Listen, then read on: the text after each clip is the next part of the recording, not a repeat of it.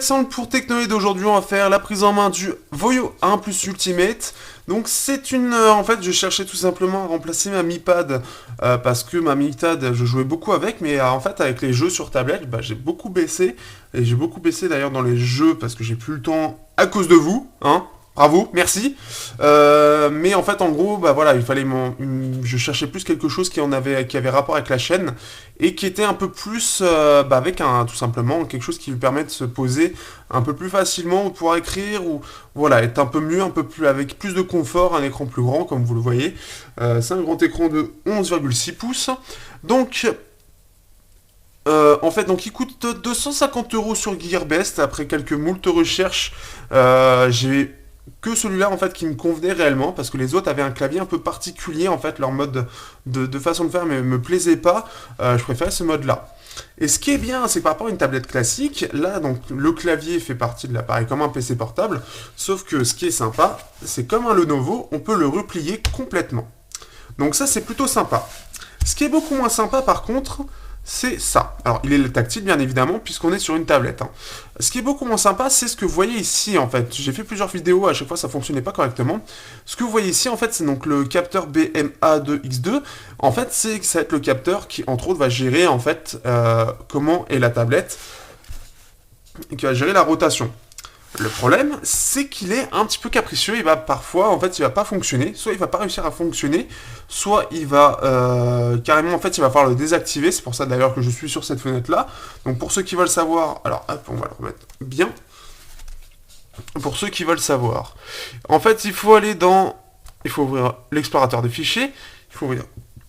Il faut aller sur ce PC. Et donc ensuite gérer, ce qui va nous permettre d'arriver à gestionnaire de périphérique et ici. Et en fait, il faut le désactiver et le réactiver pour que ça puisse fonctionner. Alors, c'est pas spécifique à cette tablette, hein, c'est spécifique en fait au processeur, puisque j'ai vu ce problème sur beaucoup de tablettes en fait équipées de ce capteur. Donc j'ai vu du Acer, j'ai vu du Asus, j'en ai vu plusieurs avec ça et avec ce problème-là. Donc petite solution comme ça. Sinon, donc c'est une tablette sous Windows 10, donc ce qui va vous permettre d'installer pas mal de petites choses de Windows classique. Donc par exemple, justement, une utilisation pro que j'ai sur cette tablette, c'est Photoshop.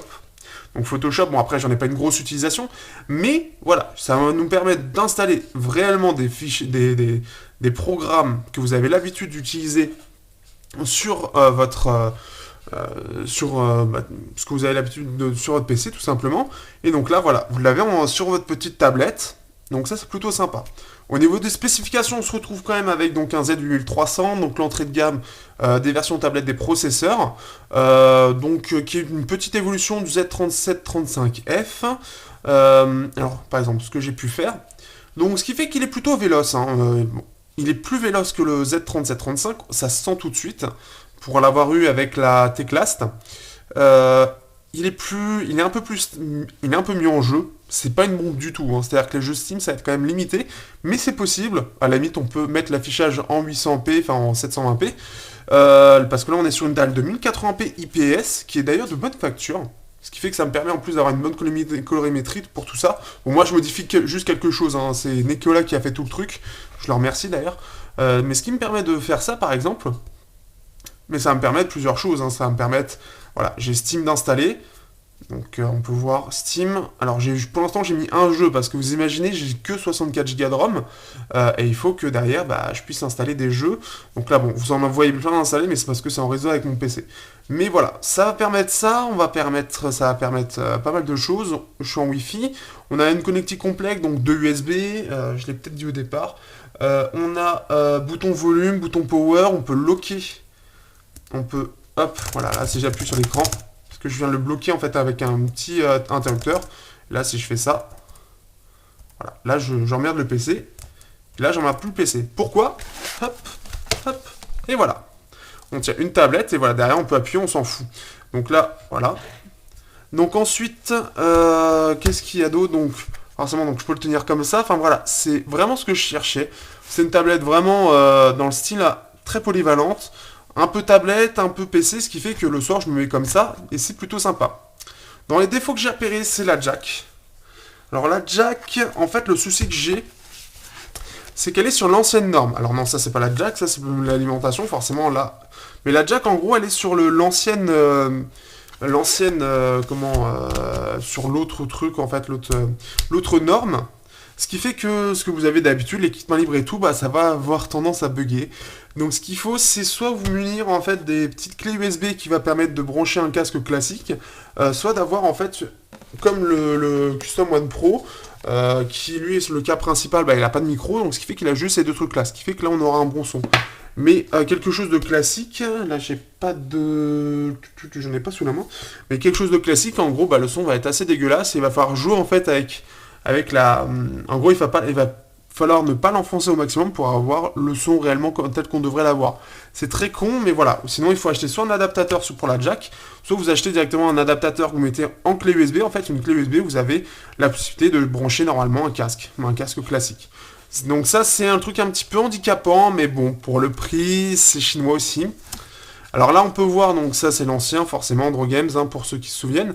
Alors, est-ce qu'on peut voir? Alors là, on l'a en français, mais normalement, par exemple, pour le mot de passe, bah, ça va être en anglais.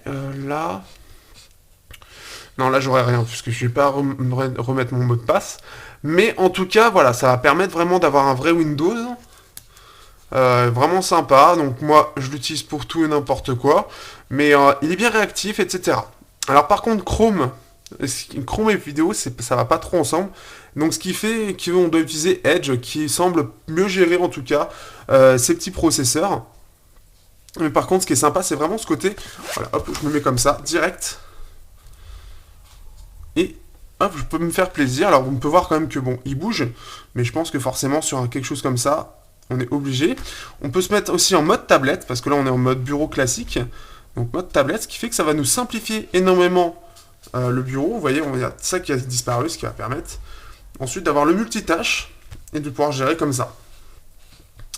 Donc ensuite, forcément, on est sur du tactile. Là, il a un petit peu du mal parce qu'il n'est pas prévu pour du tactile.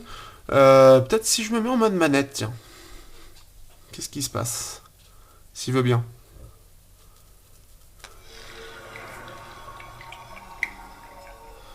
Alors. Donc voilà. Donc j'aimerais bien là. Voilà, là c'est le temps forcément. Il a un petit peu du mal là. Là j'ai fait bugger le... Voilà.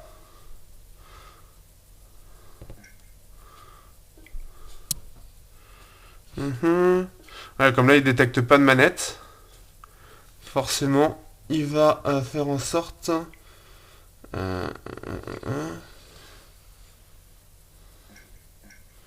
Alors comment je vais pouvoir sortir de là d'ailleurs?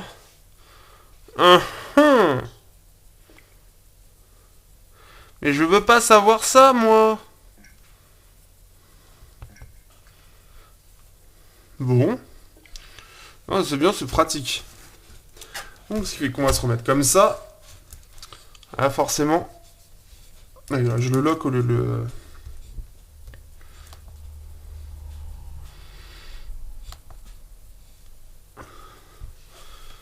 Bon, c'est pas adapté pour le tactile, en tout cas, bon, j'aurais essayé. Hein. Donc après, forcément, moi, là, comme je suis sur une tablette, j'utilise plus cette partie-là, là où sur un PC, j'aurais plus tendance à utiliser la partie classique. Je sais pas si elle va s'afficher, voilà. Bah là, on ne voit pas parce qu'on est en mode tablette. Au niveau de l'autonomie, on a une batterie de 10 000 mAh. Donc, ce qui fait qu'en termes d'autonomie, franchement, j'ai pas du tout eu à me plaindre jusqu'à maintenant. C'est, par rapport à ce qu'il nous dit, c'est exactement ce que j'ai. Par contre, au niveau de l'écran, j'ai noté un autre défaut. Je sais pas si ça va s'entendre à la caméra, mais j'ai un léger son aigu et très très haut, ce qui fait qu'en fait, c'est un peu, vous savez, les sons, par exemple, pour ceux qui connaissent, qui ont mon âge, qui ont un peu plus de la vingtaine, plus 25 ans, avec nos portables, on balançait des sons très aigus en classe et on attendait de voir si le prof l'entendrait ou pas.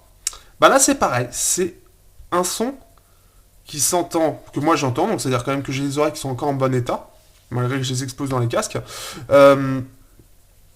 et que les vieux n'entendent pas, ou ceux qui ont une oreille un petit peu moins entraînée n'entendent pas du tout, parce qu'elle se perd, parce qu'elle est très haute, ce qui fait que, pour moi, c'est légèrement chiant. dans le sens où ça va faire du bruit, mais alors ce qui est assez étonnant, c'est qu'à 0%, il n'y a pas de souci, à 25, 50 et 75, par contre, on va l'avoir. Comme si, en fait, ça faisait un bruit parce que il délivre pas toute la puissance de l'écran, donc ce qui fait que ça fait ce bruit-là. Donc ça peut être chiant pour certains, bon après, voilà, je m'en plains pas plus que ça. On a le mode économie d'énergie, bon. Après, voilà, Windows, pour moi, en fait, Windows 10, c'est vraiment un OS qui, pour moi, est vraiment adapté à ce type d'appareil, en fait. C'est là où Windows 10 sort vraiment la carte de son jeu, tout simplement, avec ça. Qu'est-ce que je peux vous montrer? Qu'est-ce que je peux vous montrer? Forcément, si je mets Netflix. Mais en gros, c'est un appareil, enfin, c'est un OS qui vraiment va s'adapter autant pour ça que pour de la tablette. Ce qui fait que ça va être super pratique. Après, voilà, donc c'est un. Il faut pas trop demander à ce processeur, mais pour la vie de tous les jours, si vous voulez faire des petites choses, un peu de Facebook, un peu de ceci, un peu de cela, bah c'est super bien adapté en fait. C'est super pratique, c'est simple, c'est efficace. Et on a ce côté clavier qu'on peut remettre comme ça.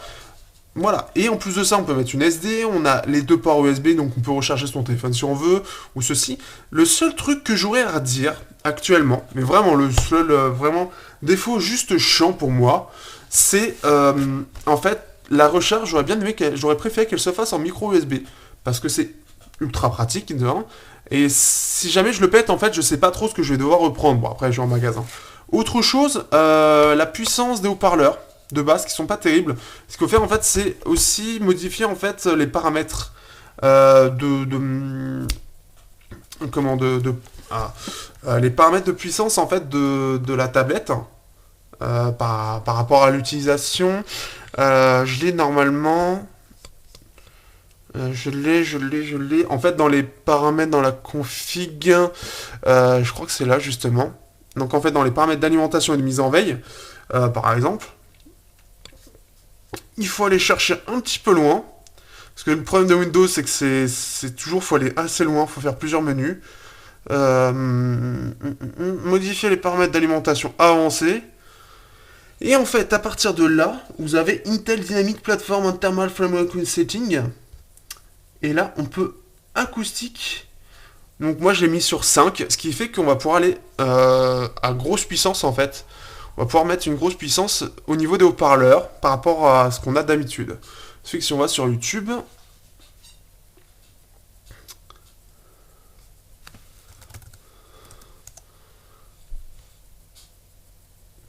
donc YouTube. Alors, donc on va mettre une des vidéos tout simplement. On va pas se prendre la tête. Vu qu'on est dessus. Donc ça permet de voir, hein, c'est quand même assez rapide. Hein. Bon après là, ça va être au niveau de la connexion. Donc là forcément. Bonjour à tous, c'est Pierre-Alexandre pour Technoid. Et oui, faut s'y faire, c'est un peu. Donc là on peut voir qu'il a un petit peu du mal à charger la page. C'est vraiment Chrome en fait qui on dirait qui est assez consommateur. Et là Edge s'en sort beaucoup mieux. Hein. Donc là on sent vraiment qu'on va être limité par là parce que c'est en dessous. Mais là on entend bien mieux. Et là, s'il décide de bien tourner l'écran, donc voilà, on a les haut-parleurs qui sont là. Hein. Ce qui fait que là, c'est assez intéressant. Mais bon, après, le mieux, c'est quand même d'avoir cette partie-là. Donc ça, c'est plutôt cool. Hein. Et donc voilà. Donc là, on peut voir au niveau de l'écran. Donc là, on peut voir, voilà. Chrome a vraiment du mal. Je sais pas pourquoi. Ce qui fait que sur Edge, ça tournera bien mieux. Donc globalement en fait je me sers de Chrome pour le compte en lui-même, mais pour la plupart au final je suis obligé de repartir sur Edge. Et ça c'est assez chiant en fait.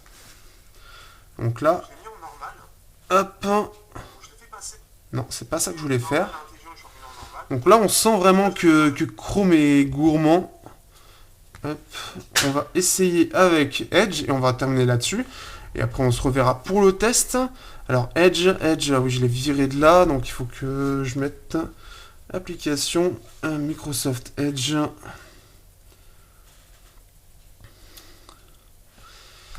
Hop. Donc là vous voyez c'est assez rapide et tout. On a bien, hop, on va mettre le rire jaune pour changer un petit peu. Donc là, avant de continuer, on s'en fout. Pourquoi il me sort ça? Bah, pour la peine, ce sera Crossed, que j'adore absolument. Sauf que c'est pas du tout le mec... Mon cousin et moi, on a investi dans un truc qui va nous rapporter un maximum de pognon. Alors là, c'est bizarre. C'est pas du tout bizarre. Mais voilà. Pour la peine, hop, ce sera celui-là. Donc Hitman. Donc là, on sent quand même que là, forcément, il est en... Il galère un peu plus. Parce que les navigateurs, forcément, ça consomme plus. Et là, on sent que ça devient chiant. Donc forcément, surtout s'il décide de... Je sais pas ce qu'il fait. Cacher une bombe. Mais il te faut combien de temps, là? C'est bon! Commence à tracher. Ah, ok, donc on va s'arrêter là quelques instants. Déjà, j'ai du mal. Donc là, je suis en 1080p, on va essayer en 720. Ça encore, je veux bien l'admettre. Par contre, je trouve... J'ai mis les sous-titres. C'est génial. Hop. On va voir s'il arrive à bien le gérer. Un vrai souci dans cette séquence. Imaginez que vous êtes un tueur à gages. Et là, on sent que c'est super fluide. Voilà, vous êtes un professionnel. Donc voilà, on va terminer là-dessus. Hop. Donc j'espère que voilà, ça vous aura plu. En tout cas, moi, c'est une tablette. Hop. Donc voilà, c'est une tablette que j'apprécie quand même parce qu'elle a vraiment beaucoup de qualité. Et à 250 €, c'est quelque chose qu'on aurait plus à 400 € en France. Donc ça, c'est quand même quelque chose qui peut être non négligeable quand vous cherchez une tablette à pas trop cher. Et quand vous regardez un petit peu ce qu'il y a donc en France et que vous comparez par rapport à ce que vous avez là, bah franchement, on peut voir que voilà, on peut voir que bah, ça offre quand même un petit peu de rêve. On a une vraie tablette hybride avec une grosse batterie. Enfin, elle a vraiment beaucoup de qualité et finalement pas tant de défauts que ça. Et ce qui permet vraiment, vous voyez, là je m'amuse comme ça, hein, tout simplement. Donc elle est hyper pratique. Clairement, elle est plus pratique que ce que j'aurais pensé et ça me change vraiment d'une tablette classique où on doit la tenir, où on doit trouver un support. Là, c'est vraiment autre chose. C'est vraiment, on a ce côté un peu très pratique, comme ça, tout simplement. Et voilà. Donc, je vous redirai tout ce qu'il y a en test, les petits défauts, les avantages.